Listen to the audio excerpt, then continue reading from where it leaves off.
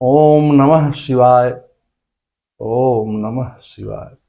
श्री शिव महापुराण प्रथम खंड पूर्वार्ध प्रथम दिन की कथा में महात्म का सप्तमों अध्याय। सातवें अध्याय में श्रोताओं के पालन करने योग्य नियमों का वर्णन। शौनक जी कहते हैं कि हे शिव भक्तों में सबसे श्रेष्ठ महाबुद्धिमान सूत जी, आप धन्य हैं जो कि आपने यह अद्भुत एवं कल्याणकारी कथा हमें सुनाई है। हे मुनि, शिव पुराण की कथा सुनने के लिए व्रत धारण करने वाले लोगों को किन किन नियमों का पालन करना चाहिए, यह भी कृपा पूर्वक सबके कल्याण की दृष्टि से बताइए। पुंसां शिवपुराणस्य श्रवणं व्रतीनां मुने सर्वलोकहितार्थाय तदया नियमं वद। सूत जी कहते हैं, हे शौनक जी, अब शिव पुराण सुनने का व्रत लेने वाले पुरुषों के लिए जो नियम हैं उन्हें भक्त पूर्वक सुनिए। नियम पूर्वक इस श्रेष्ठ कथा को सुनने के बिना किसी विघ्न बाधा के उत्तम फल की प्राप्ति होती है। पौंसां दीक्षा विहीनानां नाम अधिकारिं कथा श्रवे श्रोतुम कामैरतुम वक्तुम दीक्षां ग्रहाचातय मुने। दीक्षा से रहित लोगों का कथा श्रवण में अधिकार नहीं है। जो गुरु दीक्षा नहीं लिया है उसे कथा सुनने का कोई अधिकार नहीं है। हे मुनि, इस कथा सुनने वालों की इच्छा वाले सब लोगों को पहले वक्ता से दीक्षा ग्रहण करनी चाहिए। कथाव्रती को ब्रह्मचर्य से रहना चाहिए। भूमि पर सोना, पत्तल में खाना और प्रतिदिन कथा समाप्त होने पर ही अन्न ग्रहण करना चाहिए। ब्रह्मचर्यम् आसक्तं पत्रावाल्यं च भोजनं कथा समाप्तो भुक्तिं च कुर्यात् नित्यं कथावृत्ति। जिसमें शक्ति हो वह पुराण की समाप्ति तक उपवास करके शुद्धता पूर्वक भक्ति भाव से उत्तम शिव पुराण को सुने। आसमाप्तं पुराणं हि संपेक्षितं सुक्तिमान् श्रुयताधिनं शुद्धं पुराणं शैवमुत्तमम्। घृत अथवा दुग्ध पी करके सुख पूर्वक कथा श्रवण करें। फलाहार करके अथवा एक ही समय भोजन करके इसे सुनना चाहिए। घृतं पानं पयापानं कृत्यं च श्रेयान् सुखं फलाहारेण वा श्रव्यम् एकं भुक्तं नावाहि तत्। इस कथा का व्रत लेने वाले पुरुष को प्रतिदिन एक ही बार हविष्यन्य भोजन करना चाहिए। जिस प्रकार से कथा श्रवण का नियम सुख पूर्वक पालित हो सके वैसा ही करना चाहिए। एक बारम हविष्यान्नं भुज्यातेत कथावृत्ति सुखा साध्यम यथा अस्यात् सर्वं कार्यमेव च। कथा श्रवण में विघ्न उत्पन्न करने वाले उपवास की तुलना में तो मैं कथा श्रवण में शक्ति प्रदान करने वाले भोजन को ही अच्छा समझता हूँ। गरिष्ठम दूदिलम दग्धम निष्मानवासम मसूरिकाम भावदृष्टम पारुषितम जद्वा नित्यम कथावृत्ति। गरिष्ठ अन्न, दाल तथा जल, अन्न, सेम, मसूर, भावदूषित तथा बासी अन्न को खाकर के कथाव्रती पुरुष को कथा को ना सुने। वार्ताकं चाकालिन्दीं चाचण्डिकं मूलकं तथा कोशमाण्डकं नालिकेरं चामूलं जग्त्वा कथावृति। कथावृति को बैगन, तरबूज, चिड़िया, मूली, कोहड़ा, प्याज, नारियल, मूल और अन्य कंदमूल का त्याग करना अनिवार्य है। पालंडुम लहसुनुम हिंग गृघ्नम मादकम ही तत् वस्तुन्यासुमि संज्ञान वर्जेत्यम कथावृति। जिसने कथा का व्रत ले रखा हो वह पुरुष प्याज, लहसुन, हींग, गाजर, मादक वस्तु का अमिष, कहीं जाने वाली वस्तुओं का त्याग दे। कथा व्रत लेने वाला जो पुरुष हो उसे काम, क्रोध आदि 6 विकारों, ब्राह्मणों की निंदा तथा पवित्रता और साधु संतों का निंदा त्याग कर देनी चाहिए। कामांधि खड्ग विकारम चाद्विजीनाम चाबंदिनम पतिव्रता शाताम नित्यम वर्जेद्यम कथावृति। रसज्जलाम नापायिक्षम पतितान्तं वदेति कथाम द्विज द्विजो वेदवाजंतम वेदवत्तम कथावृति। कथा श्रवण व्रत धारण करने वाला व्यक्ति रसज्ज्वला स्त्री को ना देखे। ऐसे देखने से उस कथा का भी कोई फल उसको प्राप्त नहीं होता। पतित मनुष्यों की कथा की बात ना सुनाएं। ब्राह्मणों से द्वेष रखने वाले और वेद बहिष्कृत मनुष्यों के साथ संभाषण ना करें। कथावृत्ति पुरुष प्रतिदिन सत्य, शौच, दया, मौन, सरलता, विनय तथा मन की उदारता, इन सद्गुणों के साथ गुणों को सदा अपनाएं। श्रोता निष्काम हो या सकाम हो, नियम पूर्वक कथा सुने। श्रोता जो है सकाम पुरुष हो तो सकाम पुरुष अपनी अभिष्ट कामना को प्राप्त करता है और निष्काम पुरुष मोक्ष को प्राप्त कर लेता है। दरिद्र, क्षय का रोगी, पापी, भाग्यहीन तथा संतान रहित पुराण भी इस उत्तम कथा को सुने। कागवंधम आदि जो 7 प्रकार की दुष्ट स्त्रियां हैं तथा जिस स्त्री का गर्भ गिर जाता हो, इन सभी को पुराण की उत्तम कथा सुननी चाहिए। दरिद्रश्चै रोगी पापे निर्भाग्यम एव चा अनौपत्यम अपपुरुषम श्रुयाम सत्य कथामिमाम। काकवन्ध्यादयं सप्तविधायपि खल स्त्रिया अस्त्रबद्ध गर्भम चाया नारी ताभ्यम श्राव्याम कथाम पराम।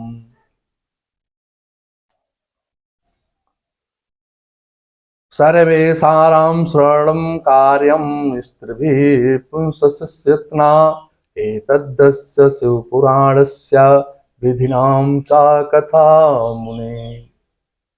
इस शिव पुराण कथा पुराण के दिनों का अत्यंत उत्तम और करोड़ों यज्ञों के समान पवित्र मानना चाहिए। इस श्रेष्ठ दिनों में विधि पूर्वक जो थोड़ी सी वस्तु दान की जाती है उसका अक्षय फल प्राप्त होता है। एतेषु विधिनां दत्तं यद्यल्पं वस्तु हि दिवसेषु वरिष्ठेषु तदच्छव्य फलम लभेत। इस प्रकार व्रत धारण करके इस परम श्रेष्ठ कथा का श्रवण करके आनंद पूर्वक श्रीमान पुरुषों का उद्यापन करना चाहिए। इसके उद्यापन की विधि शिव चतुर्दशी के उद्यापन के समान है। यहाँ बताए गए फल की आकांक्षा वाले धनाढ्य लोगों को उसी प्रकार से उद्यापन करना चाहिए। अल्प वित्त वाले भक्तों के लिए उद्यापन की आवश्यकता नहीं है। वह तो कथा श्रवण मात्र से ही पवित्र हो जाते हैं। एवं कृताव्रता विधि श्रोते मां परमं कथां परमानंद युक्तम श्रीमान उद्यापन था चरेत। वह तो कथा श्रवण मात्र से ही पवित्र हो जाते हैं। शिव जी के निष्काम भक्त जो तो शिव स्वरूप ही होते हैं।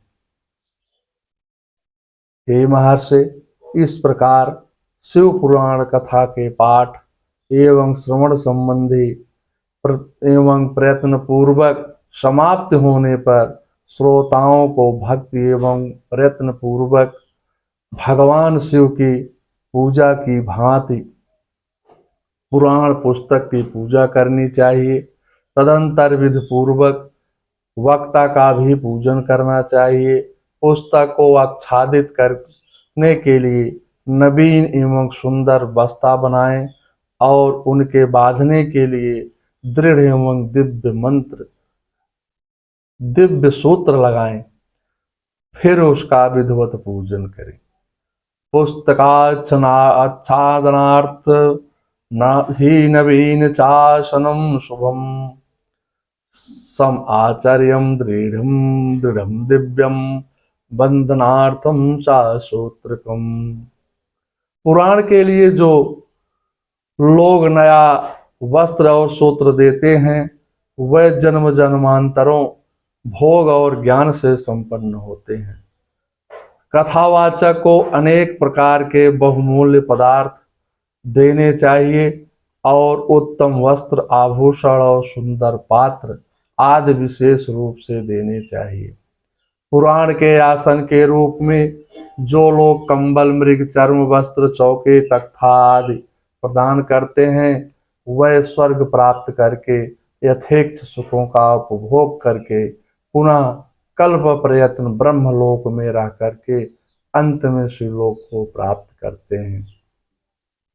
आसनार्थम प्रयच्छन्ते पुराणस्य चाये नरा काम्बलाजिनिवासांसि मज्जं फलमेकं च स्वर्गलोकं समासाद्यं भोक्तं भोगान् यथेतु सिप्तान् ते स्थितं ब्रह्मपदे कल्पं यान्ति सेव पदं तत्।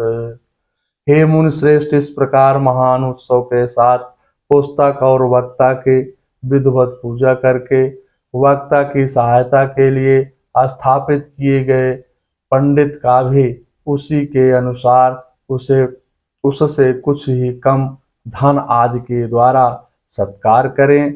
वहां आए हुए ब्राह्मणों को अन्न धन आदि का दान करें।